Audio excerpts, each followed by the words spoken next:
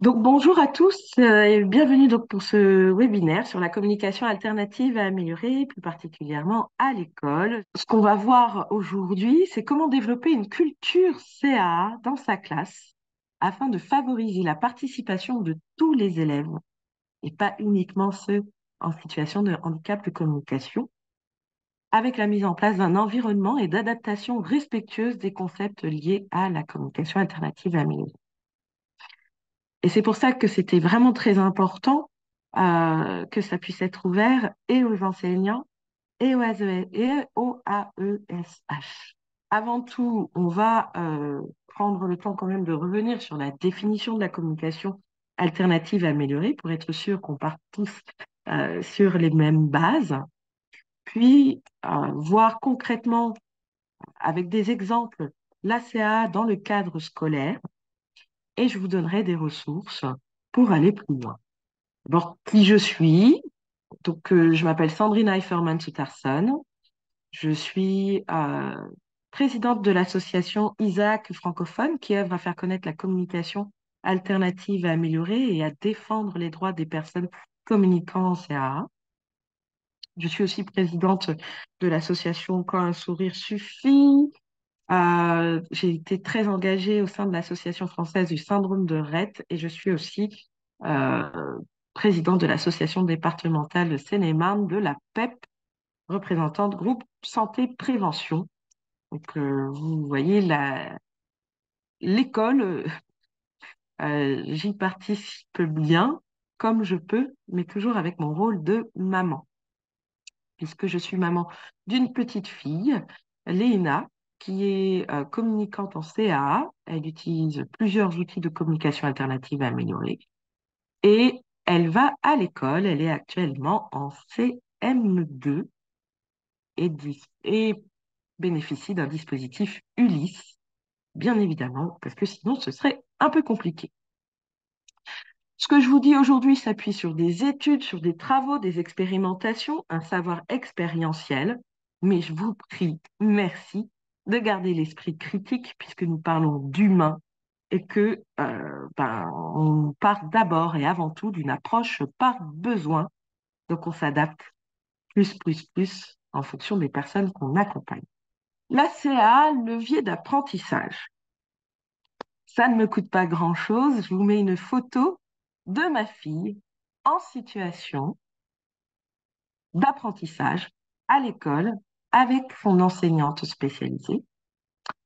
Là, elle était en stage dans un centre qui s'appelle Au Centre des Possibles, éclut en Bretagne. Oui, parce que je vais vous donner beaucoup d'illustrations à l'étranger, puisqu'on est encore au balbutiement en France. Mais en France, nous avons quand même un lieu qui s'est lancé complètement dans cette dynamique de culture CAA au sein de toute l'école. Et donc, ce lieu, c'est le centre des possibles. Et là, vous voyez à quoi ça peut ressembler de mettre en place de la CA pour un individu, pour une personne avec ses spécificités. Et tout de suite, bah, c'est complexe. Il faut dire les choses telles qu'elles sont. Vous voyez bien sur cette image, il y a plein d'outils divers et variés. Et il y a une installation, il y a une enseignante qui est là vraiment à côté de l'enfant. Il faut savoir que dans cet établissement, il y a un professionnel par enfant et une enseignante. Et donc, chaque professionnel, ben, sont comme les AESH, hein, vraiment à accompagner l'enfant par rapport à ses besoins. Et l'enseignant va proposer des activités ciblées sur des compétences pour que l'enfant puisse les acquérir. Et là, je vous pose la question, vous pouvez essayer d'y répondre dans le chat de discussion. Quel était l'exercice travaillé, hein, quelle était la compétence travaillée pour cette petite fille qui semble adorer Peppa Pig? Je vous laisse vous rapprocher, prenez le temps de regarder. Qu'est-ce que l'enseignante cherche à travailler? Les positions spatiales, tout à fait. Ça aurait pu être les émotions, mais oui, oui, oui, c'était les positions spatiales. Si vous regarde bien, qu'on fait preuve de notre vision supersonique, on voit un tableau de choix avec différents personnages de Peppa Pig. On voit une tablette avec une colonne oculaire qui suit le regard de l'enfant. On voit un contrat où on dit quand tu auras terminé de faire ça, puis ensuite tu auras terminé de faire ça, tu auras droit à ça. Voilà, pour que cette petite fille qui a des comportements défis un peu difficiles puisse être patiente et à l'écoute de ce qui lui est demandé.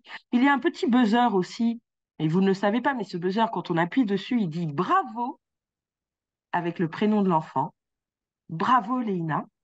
Il y a un oui et un non. Et surtout, surtout, en dessous, il y a une photo des personnages de Peppa Pig qui sont disposés sur certains emplacements. Et donc, justement, la question à chaque fois, c'est où se trouve un tel ou bien qui est sur la table, qui est sous la table, parce qu'il y en a un aussi sous la table, etc., etc. Donc là, on voit bien comme quoi c'est spécifique à l'enfant. Et donc, on est dans une démarche micro, on est vraiment dans l'accompagnement spécifique de la personne.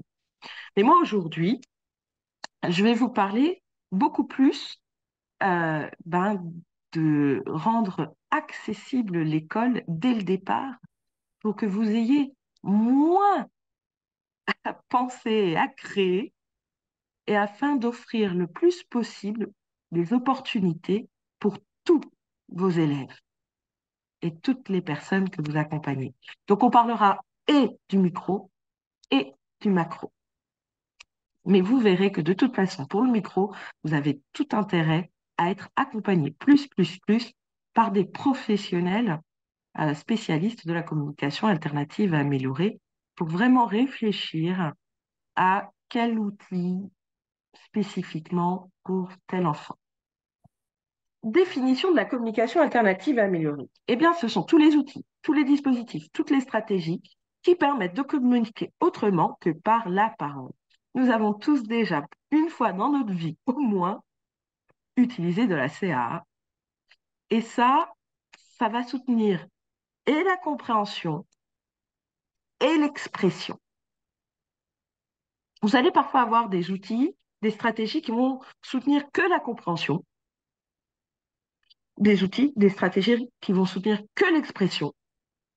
Mais l'objectif de la CA, c'est de soutenir les deux pour être vraiment dans une démarche de communication. Donc, qui est concerné par la CA?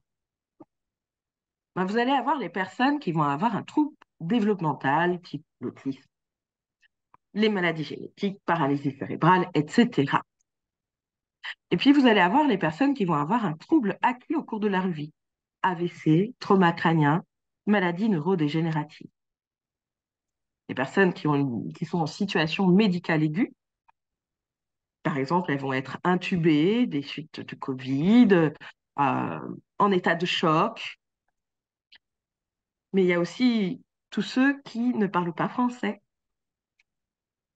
Exemple, un enfant primo arrivant dans une classe. Et donc, au final, on comprend bien que ça va concerner tout le monde. Non, parce que on revient sur cette définition de la communication.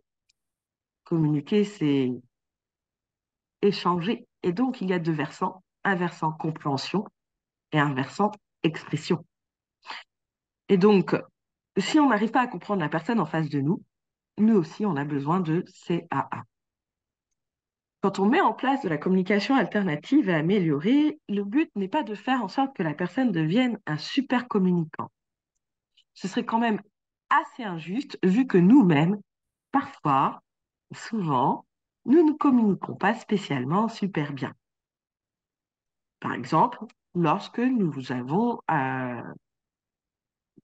lapsus, quand on va dire un mot à la place d'un autre, qu'on va perdre nos mots. Je me souviens plus de ce que je voulais dire. on va se retrouver dans des situations où nous allons communiquer de manière plus ou moins efficace. Mais en revanche, ce que nous allons faire vraiment, c'est communiquer comme on veut, ce qu'on veut, où on veut, quand on veut et avec qui on veut. Et c'est vraiment important de se le rappeler. Je vais vous donner un exemple, une petite anecdote qui sûrement va vous parler. Hein. On aurait tous aimé éviter cette belle période à la mode, hein, du Kwakubé. Kwakubé, ça ne veut strictement rien dire, nous sommes tous d'accord, hein, c'est un consensus, ça ne veut rien dire. Mais tous ces élèves ont pris plaisir, tous ces enfants ont pris plaisir à jouer avec les mots et à dire ce qu'ils avaient envie et même à créer. Et ça, c'est vraiment très important de le garder en tête. C'est que lorsqu'on met en place de la CAA, on accompagne vers l'autonomie de communication. Que la personne puisse dire ce qu'elle veut, où elle veut, quand elle veut, comme elle veut et avec qui elle veut. Et ça, bah, c'est pas évident parce que parfois la personne va faire des écolalies, elle va dérouler des phrases sans pour autant mettre de sens derrière. Elle va communiquer comme elle peut et surtout comme elle veut. Qu'est-ce qu'on va retrouver dans la communication alternative et améliorée? Sachez qu'elle est classée. Elle est classée, vous allez y retrouver tout ce qui est avec aide technique et tout ce qui est sans aide technique. Et ce qui est génial, c'est que tout ça a sa place quand on parle de CA. Il n'y en a pas un mieux que l'autre, puisque de toute façon, ça répond aux besoins de la personne. Vous allez avoir tout ce qui est sans aide technique, donc les signes, les gestes, les postures, oups, il y a un petit R, les postures, les intonations, le regard, les mimiques. Et ça, je pense que vous utilisez ça plus, plus, plus. Donc, vous êtes déjà dans une démarche CA. Youpi. Après, bah, on va quand même faire preuve de multimodalité. On va enrichir notre approche, on va enrichir notre démarche CA et on va utiliser les signes. Avec tous les enfants? Oui, j'ai envie de vous dire avec tous les enfants. Oui, même ceux qui ne peuvent pas utiliser leurs mains? Oui, même ceux qui ne peuvent pas utiliser leurs mains. Pourquoi? Mais parce que on est là pour soutenir et la compréhension et l'expression. Et que c'est pas parce que la personne ne peut pas imiter qu'elle ne peut pas au moins essayer de comprendre. Donc, il y a des études qui montrent bien comme quoi signer, même avec des personnes qui ne sont pas en capacité de signer, va aider, rendre plus accessible ce qu'on va leur dire et leur proposer. Et de l'autre côté, vous allez avoir le low-tech, tout ce qui est tableau de communication, les classeurs papier, les petits porte-clés qu'on va porter avec quelques pictos pour de l'urgence. Puis vous allez avoir aussi tout ce qui est mid-tech, comme le buzzer enregistreur que je vous ai montré, et high-tech, avec les processeurs informatiques, voilà, d'ordinateurs, de tablettes, de smartphones, de smartwatches. Donc, vous voyez, le panel est immense et vous allez pouvoir piocher dedans en fonction des besoins des personnes que vous accompagnez. Mais ce qui est intéressant, encore plus, c'est de développer une culture CA tout le temps. Que ce ne soit pas une couche que vous rajoutez, mais quelque chose qui fait partie de votre pratique afin que de tout temps, vous puissiez hop, sortir un signe si l'enfant il est très très loin et que vous ne vous sentez pas de crier pour lui dire quoi que ce soit. D'ailleurs, c'est quelque chose qu'on fait.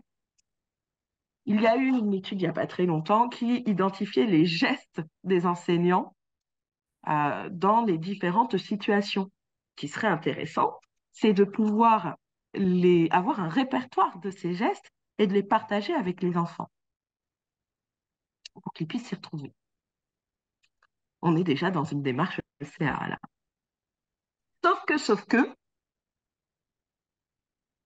on va avoir besoin d'être dans une démarche d'accompagnement en même temps. Non, parce qu'on ne peut pas faire ça tout seul dans son coin. Ça, c'est une réalité. Il va falloir essayer de se trouver deux, trois collègues sympas avec qui on s'entend bien, mettre les parents dans la boucle. Euh, il faut être plusieurs. Pourquoi? Parce qu'on ne communique pas qu'avec, on n'est pas que deux à communiquer, tout le monde communique. Et plus particulièrement dans une école, ben, les opportunités de communication sont nombreuses. Donc, vous allez avoir une sorte de cycle. Alors, là, c'est des travaux qui ont été faits particulièrement dans le coaching pour accompagner les parents.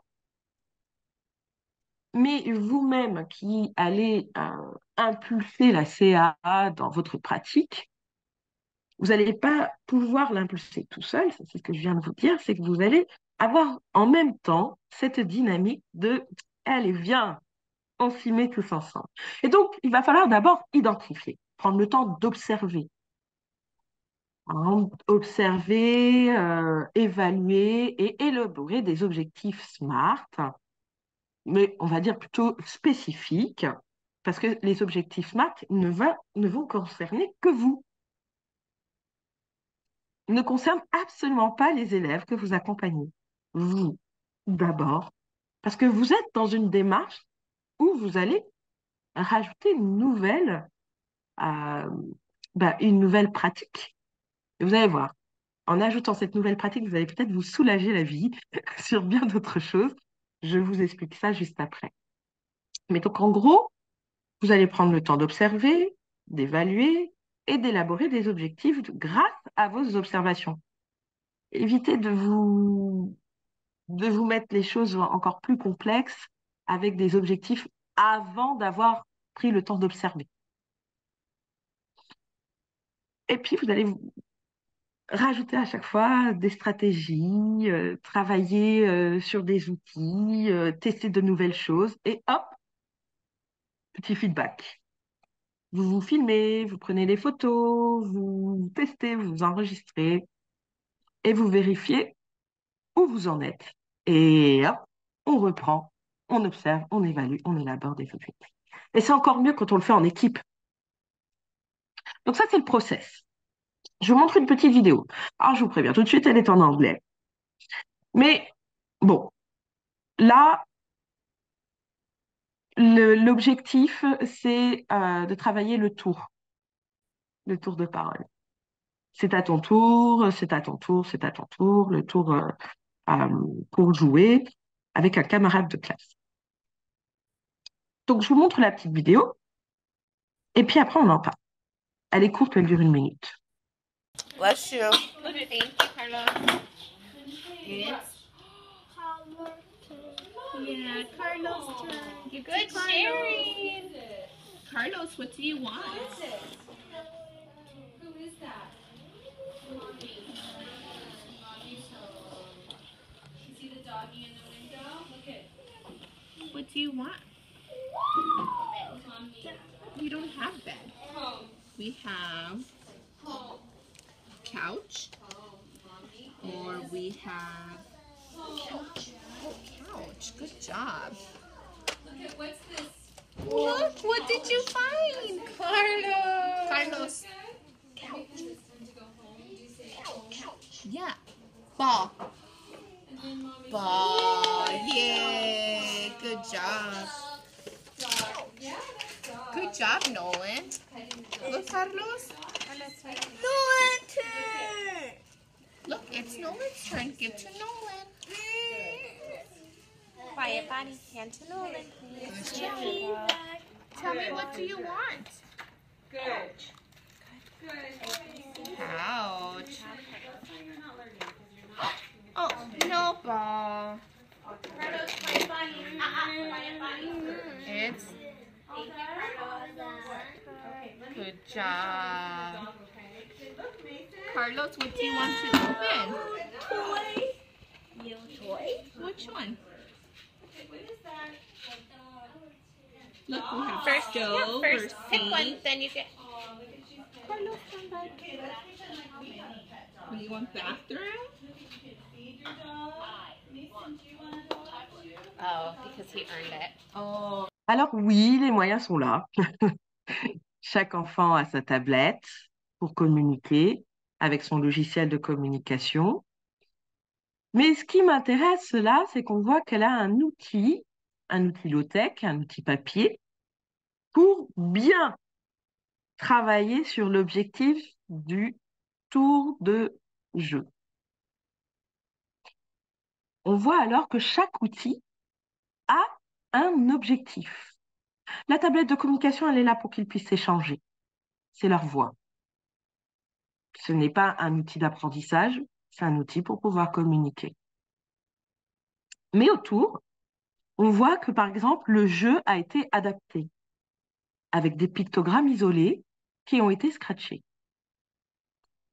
Et en plus de ça, elle a son petit tableau où il y a bien signifié c'est mon tour, c'est ton tour, c'est le tour d'un tel, avec les photos de chaque personne.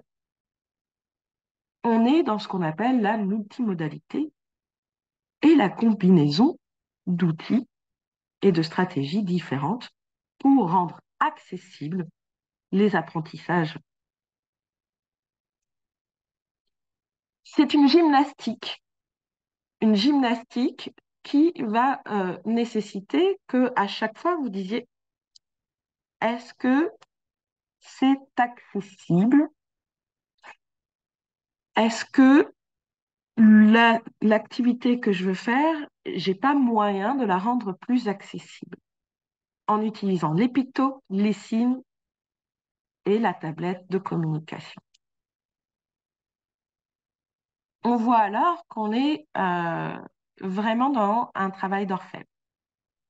Et vous comprenez donc comme quoi la mise en place de la CAA, quand on met en place la CAA, eh bien la CAA se doit d'être fonctionnelle et de faciliter le lien entre les pairs. Mettre en place de la CAA juste avec un enfant et le professionnel devant, ça n'a pas beaucoup d'intérêt. Il faut dire les choses telles qu'elles sont. L'objectif, c'est de pouvoir communiquer, d'échanger. Et donc, c'est là où on se dit, quand même, c'est quand même assez fantastique, tous les enfants de la classe vont pouvoir bénéficier des aménagements avec les supports visuels, comme les pictogrammes. Ça va aider à la compréhension et à l'autonomie de tous, en plus de favoriser la communication avec l'élève autiste. Alors, je marque l'élève autiste, mais ça concerne tous les enfants qui vont avoir un handicap de communication. Donc, on comprend bien que ce travail que vous allez faire là va aider tous les élèves que vous accompagnez. Et si ça aide tous les élèves que vous accompagnez, ben ça vous aide aussi. Je vous donne un exemple concret. En Australie, il y a l'école Kilparin. Je vous ai mis le lien, vous aurez le support, vous aurez tous les liens.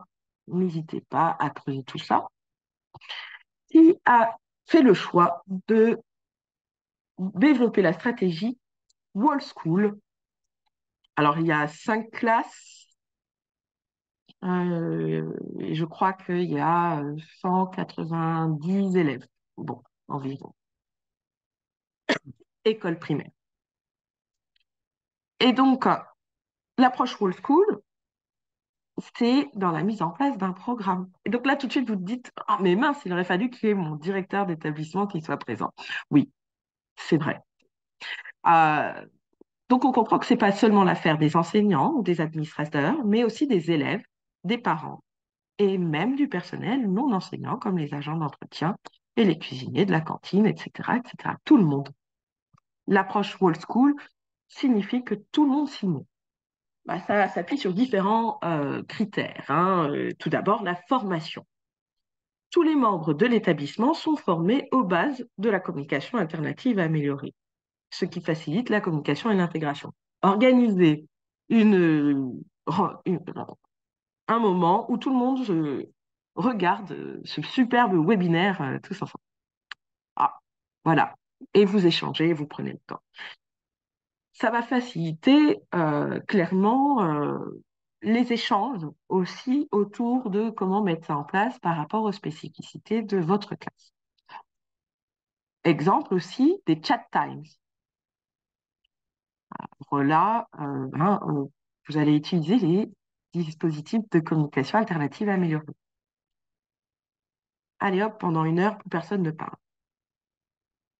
On ne communique qu'avec des outils de communication alternative améliorés. Alors, le quotidien, je le sais bien, ne facilite pas ce genre d'initiative. C'est pour ça qu'on doit avoir une action systémique pour pouvoir faciliter ça. Après, ça peut être 15 minutes, c'est déjà très bien aussi. Ensuite, les ressources. Dans beaucoup d'établissements, par exemple aux États-Unis, vous ouvrez une armoire et dedans, il y a plein de tablettes de communication alternatives à améliorer avec les différents logiciels, etc., etc. Alors oui, je sais, c'est pas le cas par chez nous. Il y a encore du travail là-dessus, mais il y a certaines écoles qui se lancent dans la mise en place de mallettes CA. Certaines DSDEN qui prêtent des mallettes CA pour que vous puissiez avoir des dispositifs qui sont mis à disposition dans toute l'école. Renseignez-vous, et si ce n'est pas déjà le cas, dites-leur que ça se fait ailleurs. Par exemple, en Seine-et-Marne, nous, on va développer ça. Et donc, c'est vraiment quelque chose à pousser plus pour qu'on puisse mettre à disposition ces dispositifs de CA. Dans cette école en Australie, ils ont choisi un type de dispositif, plus particulièrement, c'était le POD. Mais chaque élève arrivait avec son dispositif à lui, qui pouvait être TD Snap, Grid 3, etc. Donc, ça, c'est pour qu'il y ait une langue commune au sein de l'école, en gardant en tête que les élèves peuvent avoir leur propre langue. Mais ça, je pense que je vous apprends rien, puisqu'il y a les élèves qui ne parlent pas français, donc vous avez l'habitude de ça. Et puis, il y a la notion d'inclusion. Excusez-moi. En appliquant toute l'école, on va favoriser une meilleure inclusion des élèves qui ont besoin de CA pour communiquer. On ne se pose plus la question de si on l'accepte ou non, puisque toute l'école est ouverte à ça, sachant, je répète, que ça va aider tous les élèves, pas uniquement l'élève qui a un besoin de CA, mais ça va faciliter son inclusion. Puis, ça va réduire la stigmatisation. Quand vous posez la question à un élève qui a un besoin de CA, comment ça se passe en classe, il y a quand même ça qui revient beaucoup, c'est qu'il se sent seul à utiliser sa tablette. Voilà. Alors que si on mettait à disposition des tableaux de communication pour tous les élèves, et là, bon, pas besoin d'avoir 10, 20 tablettes, hein, mais des tableaux de communication, qu'on a cette pratique qu'on utilise bien plus pour tout le monde, qu'on utilise les signes pour tout le monde, de manière ponctuelle pour les signes. Hein. Il n'y a pas, voilà, il y a pas à signer tout le temps non plus, mais ça va permettre à l'élève de se sentir bien plus à sa place. Et c'est l'objectif aussi. On va utiliser des tableaux de communication géants. On va développer la signalétique en pensant CA dès le départ. Et puis, il y a cette notion de cohérence. L'environnement d'apprentissage cohérent. Cela va créer un environnement d'apprentissage cohérent où les méthodes et les dispositifs sont uniformément appliqués au bénéfice de tous les élèves. Les écoles et les salles de classe offrent un contexte naturel pour de véritables opportunités de communication à travers des activités d'apprentissage quotidiennes. Il y a une thèse, là pareil, vous l'aurez dans les ressources, qui s'appelle Approche globale de l'école pour l'immersion linguistique utilisant la communication alternative et augmentative pour les étudiants ayant de multiples handicaps et besoins complexes en communication. Et là, vraiment, on se rend compte que l'école, c'est vraiment très favorable à la mise en place de la CA. C'est un lieu où justement les échanges entre pairs, les élèves, entre eux, le fait d'apprendre, on va travailler on va travailler, on va découvrir plein de vocabulaire et tout, mais c'est déjà plein d'opportunités de travailler sur cette notion de communication alternative et améliorée. Donc là, on est dans une classe quand même spécifique, hein. Ils ont fait le choix au centre des possibles d'avoir que des élèves euh, qui ont un handicap de communication avec des besoins importants pour justement montrer à quel point penser Wall School pour la CA, c'est ce qui va aider le plus. Donc là, on voit aller dans une dynamique de multimodalité, de combinatoire. Elle va utiliser différents outils, différentes stratégies, mais on voit quand même euh, que ça s'inscrit clairement dans un rituel qu'on retrouve beaucoup à l'école, hein, le rituel de la date. Alors après, il y a quand même cette question de temporalité. Je suis totalement d'accord avec vous. Est-ce qu'il y a le temps de faire tout ça pour, euh, et c'est vrai que c'est complexe, hein. Mais ça vous donne des pistes, parce que là, c'est quand même dans un cadre idyllique, hein. Chaque enfant a son AESH, hein, ils sont un petit nombre. L'école est pensée, il y a vraiment tout le matériel. Donc, et la personne est formée, les professionnels sont formés, les AESH sont formés, tout le monde est formé. Les parents sont formés, tout. Donc là, on est vraiment dans une situation idyllique. Moi, ce que je vous montre, c'est pour vous inspirer et afin que vous puissiez voir. Il y a le travail du collectif CA Ma Voix Mes Droits aussi, qui propose de vous accompagner dans la réalisation de tableaux de communication géants. Et les retours, là encore, montrent à quel point ça aide tous les enfants. Tous les enfants à enrichir leur vocabulaire, à aller les uns vers les autres lorsqu'il y a peut-être un peu de timidité, ce genre de choses, et aussi à détecter des besoins de CA plus poussés et personnalisés. Donc on voit, euh, là, il est dans la cour de récréation, il pourrait être dans la classe. Beaucoup d'établissements aux États-Unis, par exemple, ont des tableaux de communication sur leur tableau numérique. Et ça, c'est vraiment quelque chose de très intéressant à utiliser pour justement aider la participation de tous et aider à la compréhension. Et pour les savoirs académiques, il y a des travaux qui ont été faits autour de l'apprentissage de la littératie, donc littératie autant la lecture que l'écriture. Et tout dernièrement, il y a un super ouvrage là qui est sorti, qui a été rédigé par Morgane Sanzé-Nicolas. J'imagine que beaucoup la connaissent. C'est celle qui porte le blog Alice en Ibis. Voilà. Où eh bien, elle a toute une partie sur la communication et le langage, avec des choses très pratico-pratiques. J'imagine que ça ne pourra que vous intéresser justement sur cette notion de adapter, rendre accessibles les apprentissages. Là, sur la photo, pareil, vous voyez donc, c'est une photo de ma fille, hein, ça ne me coûte pas grand-chose. Nous étions en train de faire les devoirs de vacances.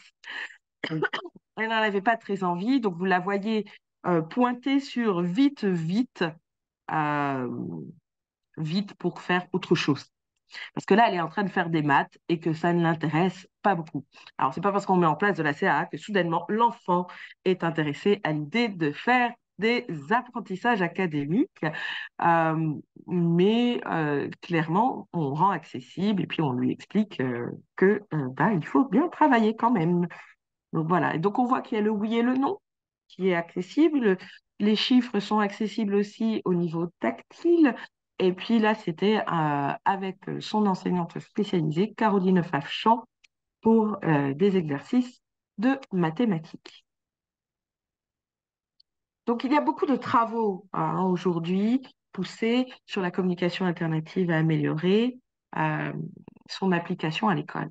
Et là, je vous ai mis plein de ressources. Par exemple, en Suisse, on a ce qu'on appelle le soutien gestuel vaudois, qui est voilà, des gestes adaptés qu'on va utiliser pour faciliter la compréhension, voire même l'expression. Beaucoup d'entre vous connaissent Makaton. Je sais qu'il y a des initiatives Makaton dans certaines classes, et c'est très bien. C'est très bien, je peux que dire, mais voilà, c'est le bon chemin, clairement. Pareil, Kogamo en Belgique, qui plutôt est un référentiel de signes, de gestes euh, pour les personnes qui vont avoir du mal à signer, qui vont avoir un handicap moteur, puis des logiciels. Alors, par exemple, vous avez Grid 3 qui, par le biais de l'entreprise Inclutech, va proposer des formations en ligne gratuitement et à la fin, vous récupérez la licence pour pouvoir tester et l'utiliser à l'école.